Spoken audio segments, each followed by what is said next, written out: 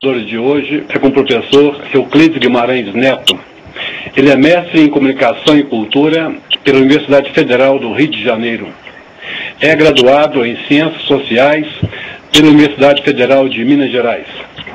E é professor de Sociologia e História da Arte da PUC Minas.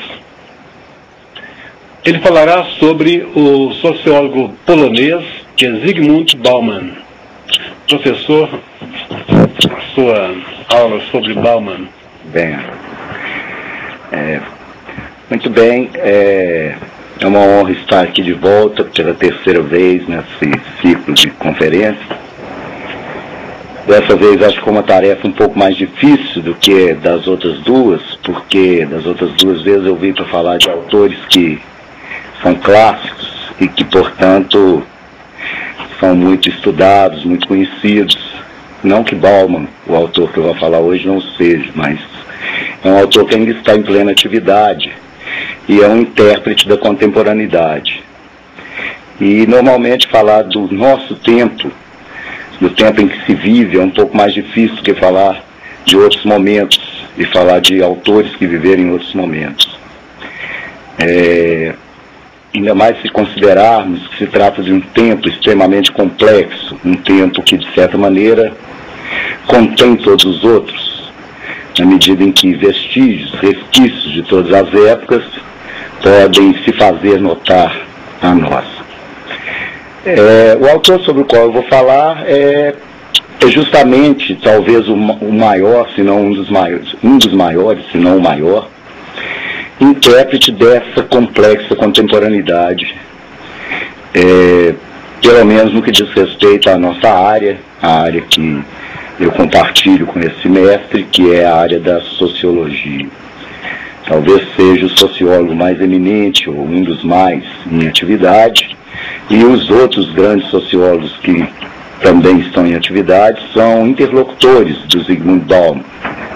Por exemplo, do Anton Giddens, um sociólogo de grande renome, de grande importância, o qual costuma ser citado pelo Bauman, inclusive em nível de agradecimentos, quando, por exemplo, no livro do Bauman intitulado O Mal-Estar na Pós-Modernidade, onde ele faz um agradecimento especial aos cuidados que Giddens teve, em ler e compartilhar com ele as suas preocupações, as suas reflexões. Na verdade, nós podemos dizer que o campo no qual Bauman atua, pelo menos, digamos assim, nos últimos 20 anos, desde a década de 80, pelo menos, é o campo de uma tentativa de uma interpretação macro, uma interpretação panorâmica das tendências mais características do nosso tempo. Então ele é, por certo, um dos mais importantes intérpretes da tal da pós-modernidade. E procurar interpretar a pós-modernidade é uma tarefa bastante corajosa, bastante difícil, justamente por causa de toda essa complexidade e da dificuldade que a gente encontra em detectar quais seriam as características mais marcantes, aquelas que poderão deixar mais vestígios para os próximos tempos, poderão influenciar mais os acontecimentos do futuro. E essa coragem não é uma coisa muito comum na nossa área. A maior parte dos sociólogos procura evitar de fazer uma interpretação da contemporaneidade, ou pelo menos de forma tão ampla dela. Então isso já o torna um autor bastante louvável. Eu tive conhecimento da existência do Zygmunt Bauman, conheci através desse livro que eu acabei de citar, O Mal-Estar na Pós-Modernidade, por via de uma colega que tem como característica nos ensinar, nos apresentar grandes autores, a professora Déia Fonseca, professora de filosofia lá da PUC. A Déia me mostrou esse livro, Mal-Estar na Pós-Modernidade, em 1997, e desde as primeiras folheadas que eu dei no livro, eu senti uma familiaridade muito grande, considerando que o Bauman trabalha com autores que são autores bem próprios mesmo do nosso campo, autores que, vamos dizer assim, configuram uma espécie de cybercultura da sociologia. Os autores que ele usa mais, com os quais ele mais dialoga, eu poderia dividi-los, além dos grandes clássicos que todos falam, os filósofos gregos, né, Aristóteles, Platão, que todos citamos sempre, além também dos clássicos renascentistas, autores que sempre estão muito presentes nas reflexões da teoria social. Ele dialoga eu dividiria assim, os principais autores que ele trabalha entre os intérpretes da modernidade e os intérpretes da contemporaneidade, dos quais, inclusive, ele é um. Né? Entre os intérpretes da modernidade, eu acho que aqueles que ele mais cita, se a gente fosse fazer assim, uma espécie de apanhado quantitativo mesmo, de citações e tudo, seriam Freud, Weber, Simmel. Simmel é um autor que ele gosta muito, que ele usa muito. Ele fala do Elias, ele fala muito de Hannah Arendt, fala do Burke, fala do Nietzsche, dialoga constantemente com a tradição da chamada teoria crítica, Adorno, Marcuse, Erich Fromm, Max Horkheimer. Fala também, é claro, de um dos outros grandes intérpretes da contemporaneidade, esse talvez um pouco mais pelo viés da filosofia, que é Jürgen Habermas.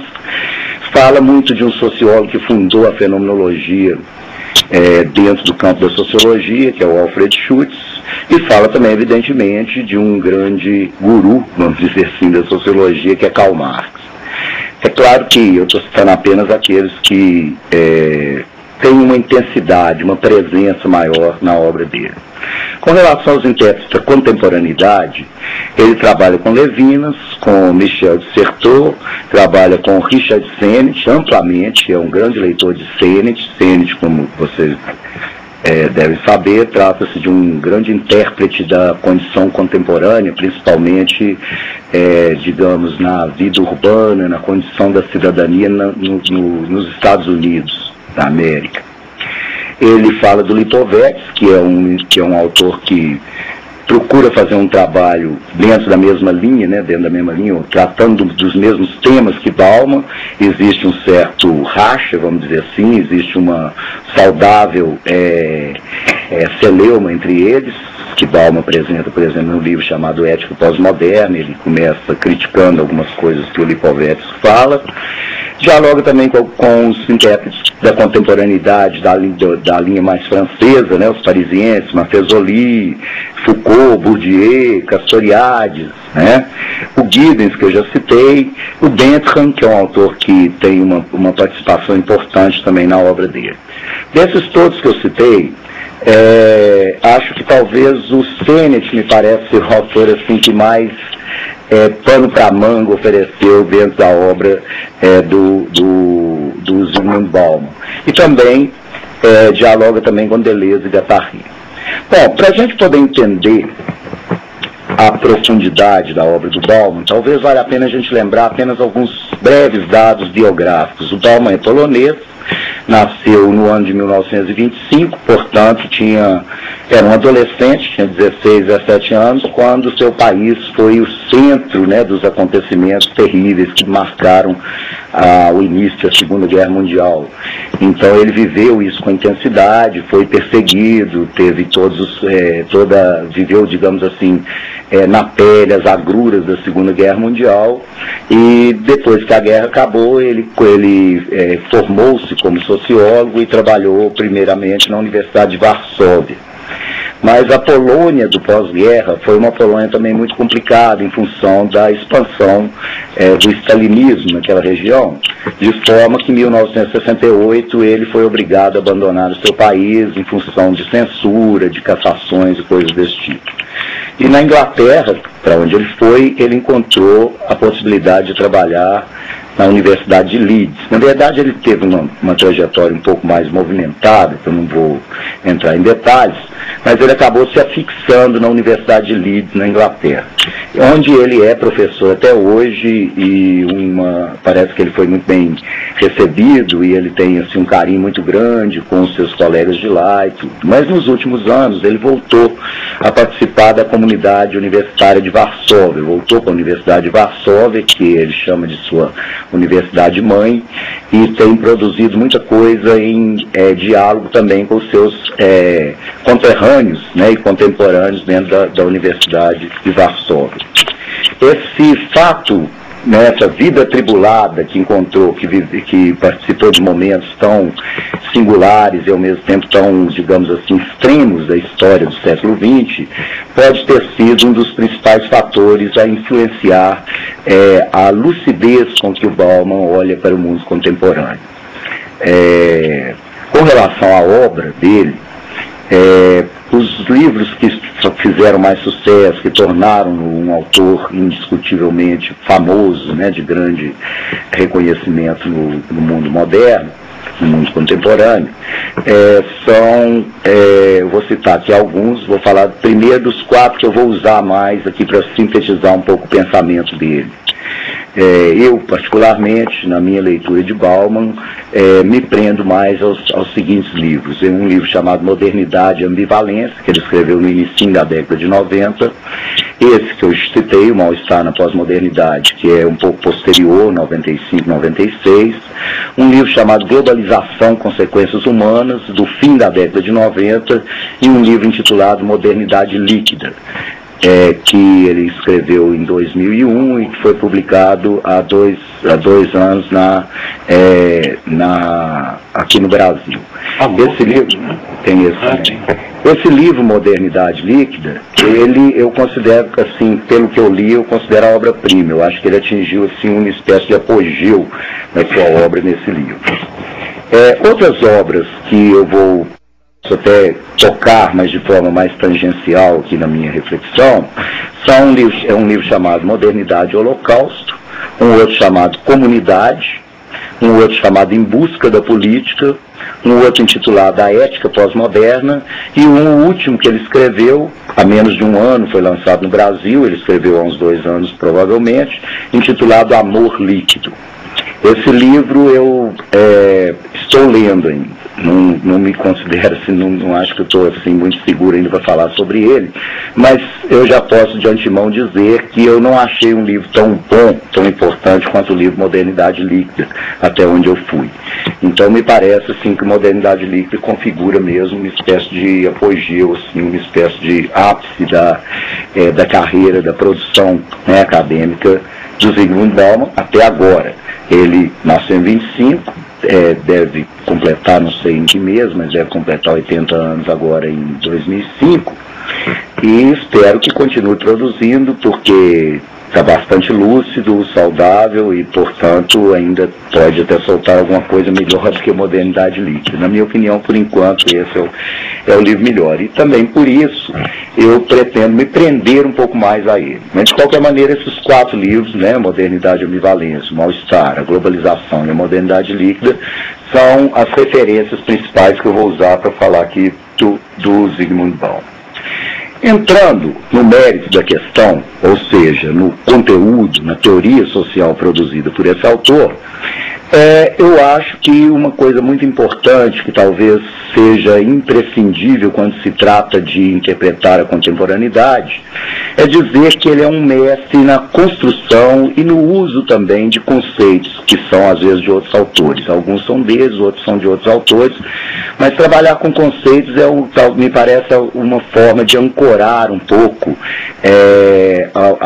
o caminho, né, o percurso, para dar conta de uma tarefa tão ousada, né, de uma tarefa tão de fôlego como é tentar interpretar o seu próprio tempo num sentido mais amplo. Né? Então eu vou trabalhar com alguns termos, alguns conceitos que ele usa com frequência nessas obras citadas, e que são, na minha opinião, termos-chave para que a gente possa compreender o pensamento desse autor. O primeiro deles é o termo ambivalência, que é o título do livro que, de uma certa maneira, inaugura essa perspectiva mais ampla, né, mais macro do pensamento de Zygmunt Bauman. Esse título ambivalência, esse termo ambivalência, ele usa para substituir a ideia de dualidade que pautou praticamente toda a história da civilização até o advento, vamos dizer assim, da pós-modernidade.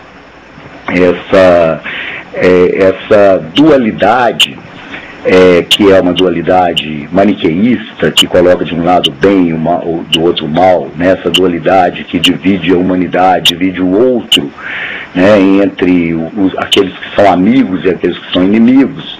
Foi uma dualidade que sucedeu que foi sucedida em muitos valores, em muitas condições diferentes, mas que nunca esteve, digamos assim, fora da pauta. Quer dizer, a história da civilização ocidental é pautada por essa dualidade. Em algum momento, o que é considerado bem pode passar a ser considerado mal, acontecem revoluções, acontecem mudanças, grandes mudanças, que a gente pode dizer, uma marca mais a antiguidade, outra mais a Idade Média, outra mais a modernidade, mas nenhum desses momentos, desde, por exemplo, sei lá, a configuração das grandes civilizações da antiguidade, do Egito talvez, nenhum povo viveu sem a configuração de grandes valores que definem o que é o bem e o que é o mal e, portanto, valores capazes de orientar completamente a conduta e de proporcionar até, num certo sentido, um sentido para a vida das pessoas. Isso talvez seja a grande novidade do nosso tempo. Essa dualidade entrou em crise. Em vez de bem e mal, em vez de termos bem localizados o que é o bem e o que é o mal, o que é o mocinho, o que é o bandido, de certa maneira nós estamos agora diante de uma condição de ambivalência. Uma mesma coisa pode ora localizar-se para o lado do bem, ora localizar-se para o lado do mal. Uma metáfora que ele usa para a gente poder entender essa questão da ambivalência é exatamente essa de pensar quem que é o amigo e quem que é o inimigo, e um terceiro personagem que configuraria, portanto, a ambivalência, que é o estranho ou o estrangeiro.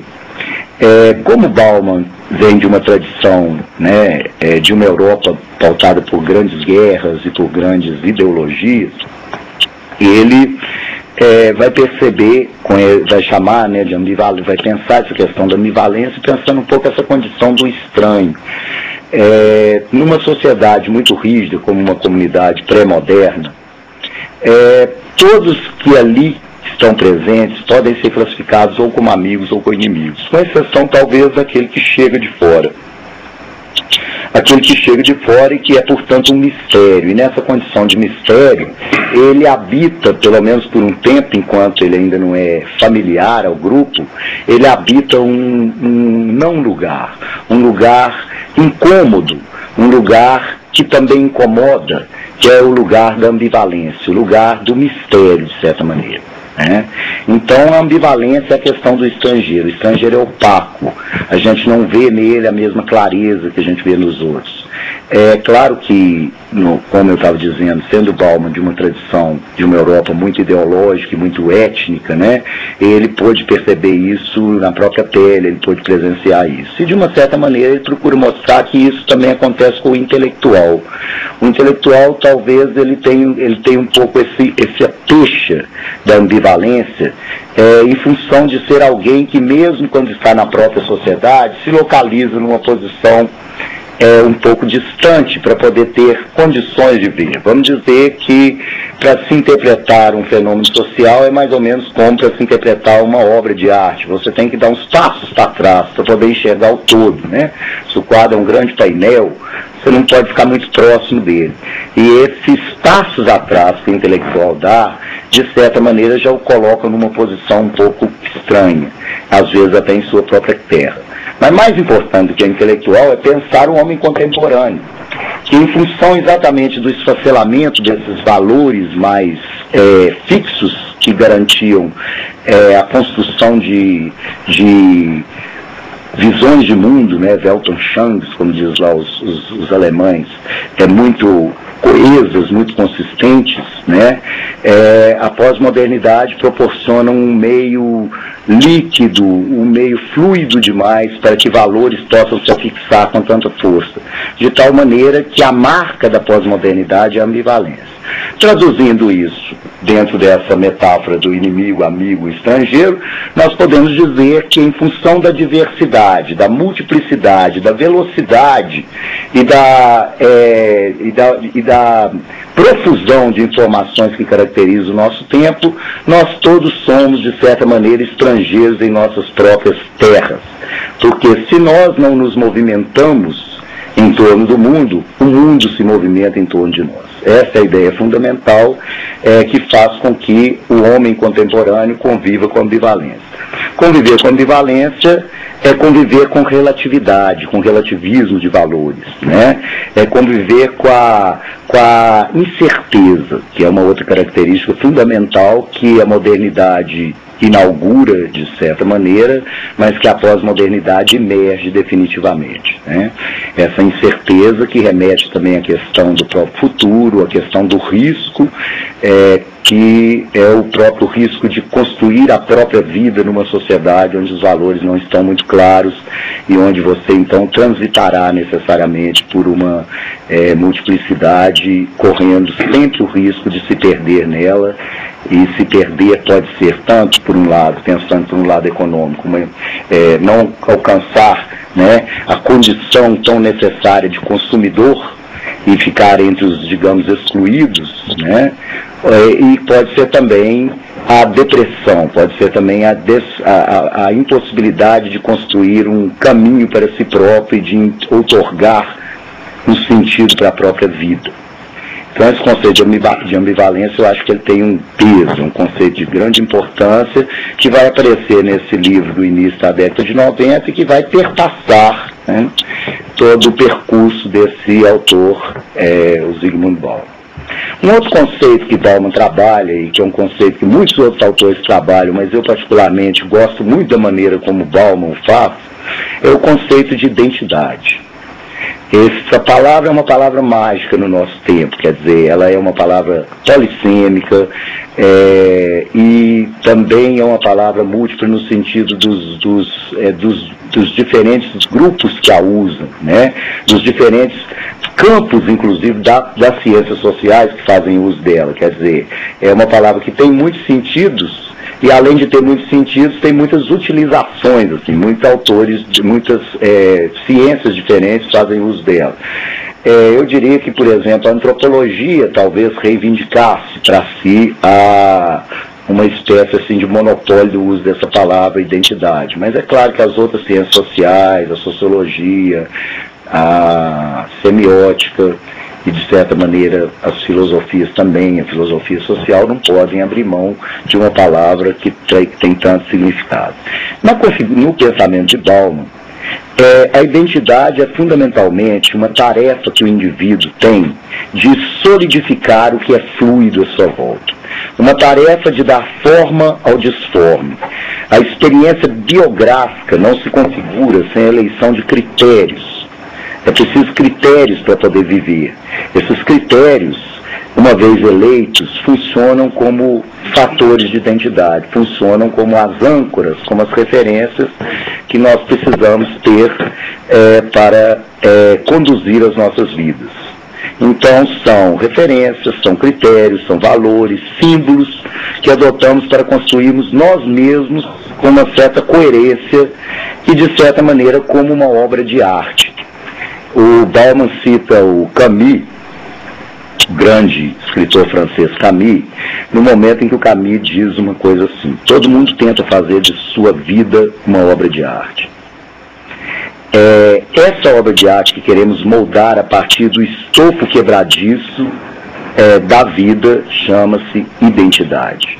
Quer dizer, Camus diz, repetindo, todo mundo tenta fazer de sua vida uma obra de arte. Bauman, no gancho de Camus, diz: essa obra de arte que queremos moldar a partir do estofo quebradiço da vida chama-se identidade.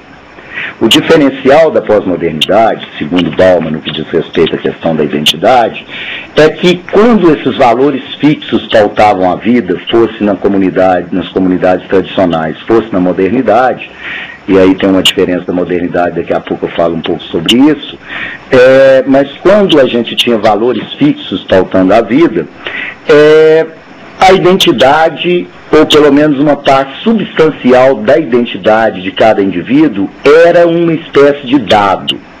O indivíduo recebia essa identidade e como uma espécie de orientação do próprio sentido da vida, da própria comunidade na qual ele tinha nascido. Então, se você, por exemplo, nascesse na Idade Média, em uma cidade europeia da Idade Média, seguramente que você ia ganhar uma cartilha que explicar o sentido da sua vida, que são os valores, provavelmente no caso do exemplo do catolicismo. Você seria um católico, e sendo católico, de alguma maneira, o próprio catolicismo oferecer-te-ia um sentido para a sua vida.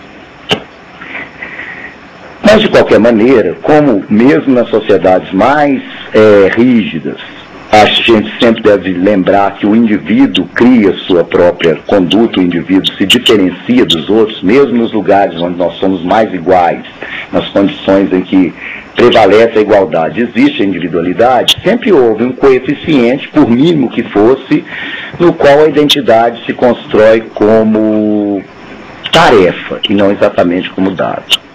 Ou seja, sempre a gente ganhou uma boa parte da nossa identidade e depois completou isso ao longo da vida como uma tarefa, como uma coisa que o próprio indivíduo assume na medida em que vai elegendo critérios de relevância, elegendo os valores que vão movê-lo na vida. Se a comunidade é uma comunidade pré-moderna, é uma comunidade antiga, primitiva, por assim dizer, o coeficiente de tarefa fica mínimo diante do imenso coeficiente de dado que praticamente ocupa quase que toda a identidade do indivíduo. Quanto mais complexa é a sociedade, a gente pode imaginar que tanto mais esse passo reservado à configuração da identidade como uma construção individual, como uma tarefa e não como um dado, deve ser maior. Então, a pós-modernidade, em função exatamente do esfacelamento dos grandes valores, em função de toda essa multiplicidade, acaba sendo um momento da história onde as pessoas se veem diante da necessidade de construir a identidade muito mais como uma tarefa do que como um dado. Isso, num primeiro momento, parece uma coisa muito interessante, muito legal. Afinal de contas, significa escolha, significa escolher o seu próprio caminho. O problema é que a escolha do seu próprio caminho estará necessariamente pautada por uma espécie de cardápio. Um cardápio onde, necessariamente, os produtos, né, os valores ganham a condição de produtos, de tal maneira que é exatamente como consumidor que você vai acabar construindo a sua identidade. A identidade é, nesse sentido, como uma tarefa. Então, o diferencial da pós-modernidade é que aquilo que se constituía fundamentalmente como dado, ora se constitui fundamentalmente como tarefa. E, nesse sentido, se a gente for imaginar que a religião era a mais segura cartilha que garantia, antes de qualquer coisa, a identidade como um dado, nós devemos lembrar que num tempo pautado, onde as pessoas constroem a sua identidade passeando por um imenso mercado de referencialidades, por um hipermercado, que seria a própria cidade, em certo sentido até certos templos que nela se configuram, templos do consumo, como por exemplo o shopping center, talvez a gente pudesse imaginar o shopping center exatamente mesmo como um templo, que toma o lugar dos templos que em outros momentos construíram a identidade das pessoas. Com uma diferença: o shopping center é um templo onde você vai escolher a sua identidade, e não um templo onde você vai receber uma identidade. Mas, de qualquer maneira, as escolhas pautadas pelo consumo, elas acabam sendo escolhas muito frouxas, na medida em que o mais interessante é se manter em constante processo de construção da identidade. Ou seja, o mais importante com relação ao consumo, segundo o pensamento de Bauman, é continuar consumindo. O sentido do consumo deixa de ser um meio para se obter um determinado produto e passa a ser um fim em si mesmo. E nesse sentido, é muito importante entender que quando a gente chama o shopping de um de um templo da pós-modernidade, nós estamos imaginando, nós estamos pensando que o shopping não é como a loja da esquina que existia antes. O shopping não é como o centro comercial de uma cidade. O shopping é como um templo, no sentido de que, ao transpor as suas portas, você estará necessariamente se transferindo para um outro lugar. Você estará suspendendo a sua trajetória cotidiana para se transferir para um lugar que não tem relação com o entorno. O lugar do shopping, por excelência, é numa autoestrada, é numa avenida, e o shopping é completamente fechado, completamente autossuficiente nas suas imagens, né, em todos os simulacros que existem lá dentro. Ele é completamente fechado, por exemplo, nos videoscapes que substituem as janelas, que outrora caracterizavam qualquer estabelecimento, seja ele residencial, fosse ele residencial ou comercial. Então o shopping é um templo e a pessoa vai para a sedução do consumo. E essa sedução do consumo é pautada por coisas muito parecidas com a sedução da fé, da religião. Muita imagem, né? A imagem que aparece aí nesse sentido como uma espécie de, sei lá, um combustível da ilusão mesmo. As pessoas precisavam da imagem dos santos, precisavam de totens, e de uma certa maneira também as imagens do shopping funcionam um pouco assim. Mas a diferença é que é tudo muito fugidio, é tudo muito perecível, ao contrário da ideia de perenidade que caracterizava os templos da antiguidade. Então, um templo antigo, ele era para existir sempre com aquelas mesmas características, ele era a própria ideia de fixidez, enquanto que esse novo templo do consumo, ele é diáfano, ele é volúvel, ele desmancha no ar, por assim dizer. E é exatamente trabalhando esse tipo de questão, onde também está embutida a ideia de ambivalência, porque as coisas são e não são ao mesmo tempo, as coisas se configuram apenas como imagem, não chegam a se configurar como coisas, e quando a gente toca e se apropria das coisas, elas perdem aquela importância que elas tinham enquanto eram objeto do desejo.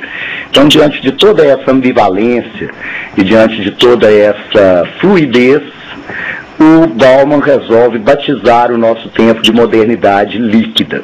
Eu acho que ele foi muito feliz com esse conceito, e acho até que é uma coisa pertinente também um pouco pelo fato de que o termo pós-modernidade sempre foi um termo meio capenga. É um termo que, além de ter sido usado com múltiplos sentidos, né, primeiro pelos artistas, depois pelos jornalistas, depois pelos cientistas sociais, é um termo que sempre tem esse caráter de provisoriedade, na medida em que ele é só um prefixo que você acrescenta num termo, né? Então, assim, a modernidade e a pós-modernidade. É importante considerar que não é preciso eliminar o uso da pós-modernidade para poder falar de modernidade líquida. E é importante considerar que há uma coisa bem saudável do ponto de vista teórico no termo pós-moderno, que é lembrar que a pós-modernidade não é um outro tempo exatamente, é um outro tempo até certo ponto, mas até certo ponto envolve a continuidade de certas coisas ou o recrudescimento de certas características que já estavam presentes nos tempos modernos, por assim dizer. A pós-modernidade se acopla à modernidade, ora como crítica, ora como crise, ora como recrudescimento, como acentuação de características que a modernidade já trazia de alguma maneira. A disputa, a grande polêmica, vamos dizer, que se estabelece entre os intérpretes da pós-modernidade, ela passa um pouco por aí. Ela passa um pouco por essa opacidade, por essa dificuldade de detectar com limpidez o que é crítica, o que é crise, o que é acentuação de características que já existiam antes. Essa opacidade também, de certa maneira, se caracteriza como uma espécie de ambivalência. No caso aí, uma ambivalência que se mostra como um desafio para o pesquisador, para aquele que está interessado em entender toda essa complexidade do seu tempo. Para fechar essa questão da importância do shopping como um templo pós-moderno, é importante entender, eu vou citar aqui uma frase que ele fala no livro Modernidade Líquida. Ele fala assim: tudo na sociedade de consumo é uma questão de escolha, exceto a compulsão da escolha. A compulsão que evolui até se tornar um vício, e assim não é mais percebida como uma compulsão. Se as cartilhas da antiguidade ofereciam um sentido para as nossas vidas, a ausência dessas cartilhas, ou melhor dizendo, a ausência do poder de convencimento delas, porque elas ainda estão por aí, mas não com o mesmo poder de convencimento que elas tinham em outros tempos. A ausência delas provoca uma espécie de vazio de sentido. Um vazio que precisa ser preenchido como essa tarefa, que é a construção da identidade. Esse vazio de sentidos, se ele não for preenchido com algum grande valor, que pode ser recuperado do passado, mas que também não tem nenhuma garantia de que vá se afixar na conduta do percurso individual, no percurso da experiência de vida, da história pessoal de um indivíduo, então, de qualquer maneira, esse vazio vai ter que ser preenchido de alguma maneira. E o que vai preencher esse vazio vai ser exatamente a eterna esperança de completar. Ser um indivíduo de jure, como diz o Bauman, que é esse indivíduo que tem a identidade como uma tarefa, significa não ter ninguém a quem culpar pela própria miséria. Palavras de Bauman. Significa não procurar as causas das próprias derrotas, senão na própria indolência e preguiça. E não procurar outro remédio, senão tentar com mais e mais determinação. Isso talvez explique também um pouco essa vocação workaholic da nossa civilização. Quando os valores se invertem, né, ou se perdem, ou se ambivalenciam, como na pós-modernidade, o que a gente tem é uma situação onde tudo está em câmbio, tudo muda, tudo está mudando à nossa volta. A gente fica procurando uma forma de se ancorar, mas qualquer ancoragem também terá um certo caráter de provisoriedade. Uma identidade vai ter que ser marcada necessariamente na condição de projeto. Você estará sempre com um projeto de você mesmo. Essa é uma diferença, porque projeto foi uma característica também da modernidade. A modernidade inventou aquilo que está no próprio radical da palavra, a ideia de inovação. Então a modernidade, ela queria uma ordem, mas diferente daquela que era dada. Então ela queria destruir uma ordem para construir outra. E destruir uma ordem para construir outra foi virando uma espécie de lei da modernidade. Isso é uma coisa muito clara, por exemplo, na arte. O modernismo estabeleceu um único cânone contra todos aqueles que caracterizavam o classicismo, contra todos aqueles que caracterizavam o romantismo. O cânone era: é preciso ser absolutamente moderno, palavras de Rimbaud, né? De potência absolutamente moderna. É preciso estar o tempo todo procurando reformar a casa. É preciso estar o tempo todo procurando um outro lugar mais adequado para as coisas. É preciso o tempo todo purificar. É preciso o tempo todo se libertar das amarras de um passado que implica em sofrimento. Mas a salvação, ou seja, se livrar definitivamente do sofrimento, é algo que fica sempre jogado para o futuro. Esse problema é um problema que Bauman abraça com muita propriedade e que, para tal, precisa praticamente rever os pensamentos mais consistentes que deram conta desse momento incrível da história da civilização, que foi a modernidade. Esse momento pautado por esse frenesi da busca do novo. Esse momento pautado por um desejo constante de reformar, ou em alguns casos, podemos dizer, de revolucionar. A modernidade era isso. A modernidade era um processo de constante reforma. E nesse aspecto, a pós-modernidade vai aparecer muito mais como uma acentuação, mas também como uma certa ruptura, porque a reforma no sentido moderno, pautada pelas grandes cartilhas, algumas extremamente modernas, como por exemplo, sei lá, o socialismo, essas reformas eram reformas que tinham em vista a sociedade. De uma certa maneira, na contemporaneidade, a sociedade desaparece. A modernidade é sempre um projeto, mas é um projeto de civilização. Já no caso da pós-modernidade, o projeto passa a ser do indivíduo com relação à sua própria conduta, com sua própria vida, a construção da sua vida, como diria o Camus, como uma obra de arte. E essa tarefa é uma tarefa cruel, porque alguns, muitos talvez, se perdem no caminho. E esses que se perdem no caminho vão encontrar o sofrimento, a desilusão e a exclusão.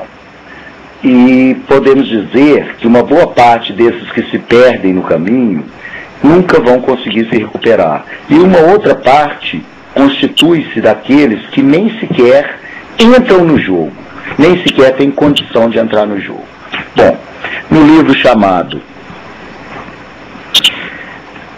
Globalização, Consequências Humanas, o Bauman vai trabalhar exatamente essa questão. A questão que talvez seja o maior problema da nossa contemporaneidade. O maior problema da nossa contemporaneidade como o maior problema que ela deverá legar para o futuro. A questão da desigualdade social. A questão muito bem colocada por um poeta brasileiro, pernambucano, que infelizmente nos deixou muito jovem, Chico Sainz.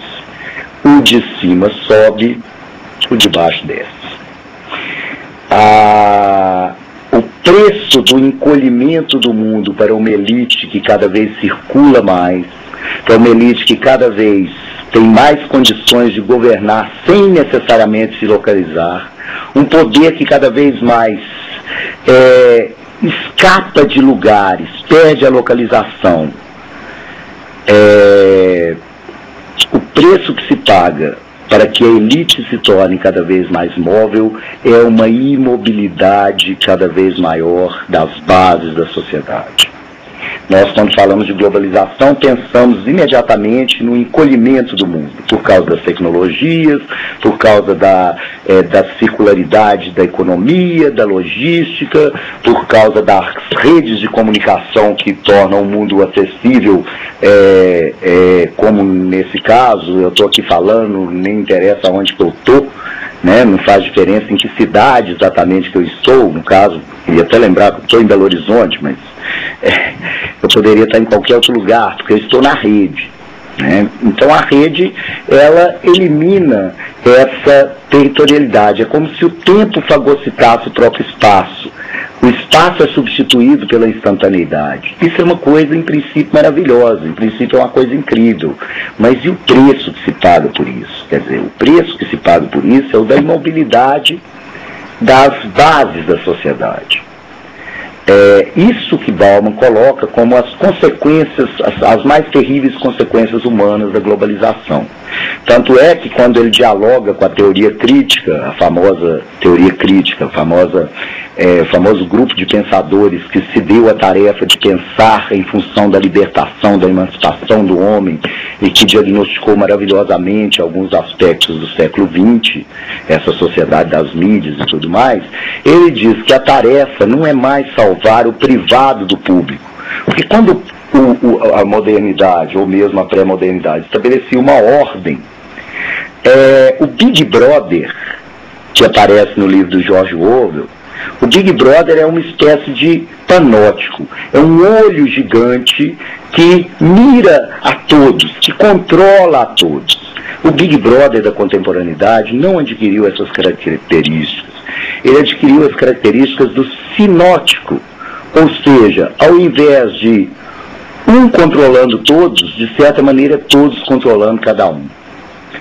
E eu acho bem sintomático essa coisa do Big Brother mesmo. O programa que nós temos na TV Globo, chamado Big Brother, ele é um programa onde um grupo de pessoas se submete aos olhares de uma imensidão, de uma massa. Ao contrário do Big Brother do George Orwell, onde a massa estava submetida aos olhares de uma minimidade de pessoas. De certa maneira, há uma supervalorização da vida privada, em detrimento de um certo esfacelamento dos principais valores que davam conta de que nós estávamos todos numa mesma canoa, que davam conta de que nós participávamos todos de uma mesma humanidade que, portanto, se configurava primariamente como uma coisa pública, como uma esfera pública. Daí, essa grande, digamos assim, essa grande referência que Bauman tem no autor Richard Sennett, que é o autor que fala da corrosão do caráter, que fala do declínio do homem público, né?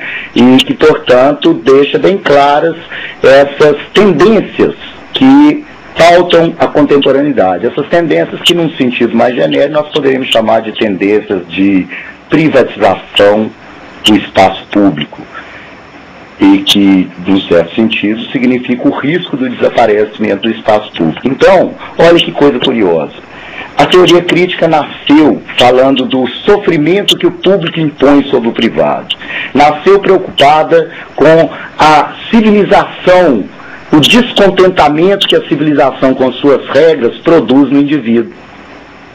No entanto, a tarefa que cabe a ela hoje é, de certa maneira, o inverso. Agora o que ela tem que fazer é defender o evanescente domínio público que está em pé de desaparecimento.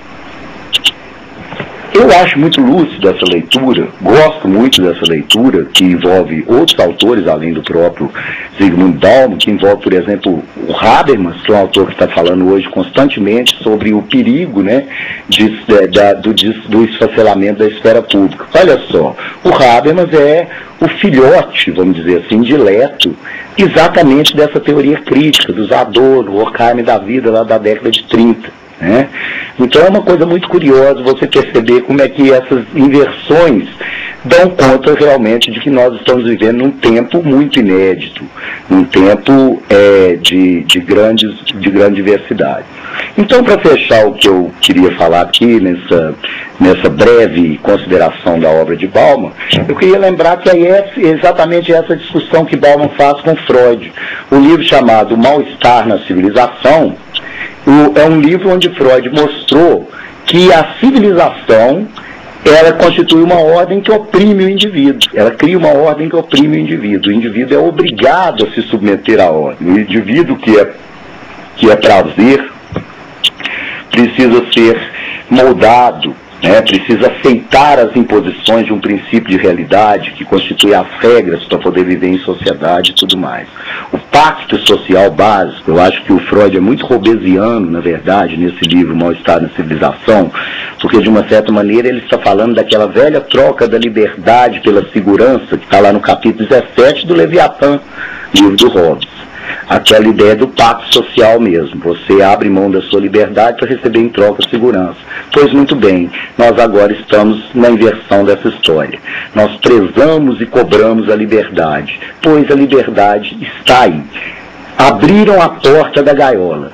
Saímos, a liberdade está aí. Mas como tudo tem seu preço, como diz o meu grande mestre Paulo Vaz, lá do Rio de Janeiro, não existe almoço grátis, então o que vai acontecer? O preço da liberdade é a insegurança. E a insegurança pode ser considerada a grande marca do nosso tempo, a grande marca da nossa pós-modernidade. Isso significa também, em outras palavras, que nós estamos, e agora polemizando um pouco com o Weber, né, não tanto com Freud, mas com Weber, quer dizer que nós estamos já não mais naquela ideia, o grande plano da modernidade já foi substituído por um outro problema. O problema agora não é, como pensava Weber, encontrar os meios adequados para se alcançar um fim. Os meios já estão disponíveis por aí. O problema é saber o que queremos, onde queremos chegar. Ou seja, antes tínhamos que descobrir quais eram os meios adequados para alcançar um fim. Agora precisamos saber quais os fins que nós queremos, porque os meios já estão disponíveis. Bom, isso tudo que eu falei foi apenas breve comentário sobre a obra de um autor que me inspirou muito, um autor que eu gosto muito e que eu ainda estou começando a estudar, ainda tem muita coisa para descobrir nele, mas de qualquer maneira eu acredito que posso ter dado uma contribuição para aqueles que, como eu, né, se consideram estudantes da contemporaneidade, também dos grandes intérpretes da contemporaneidade. É o caso do nosso Zygmunt Bauman. Obrigado.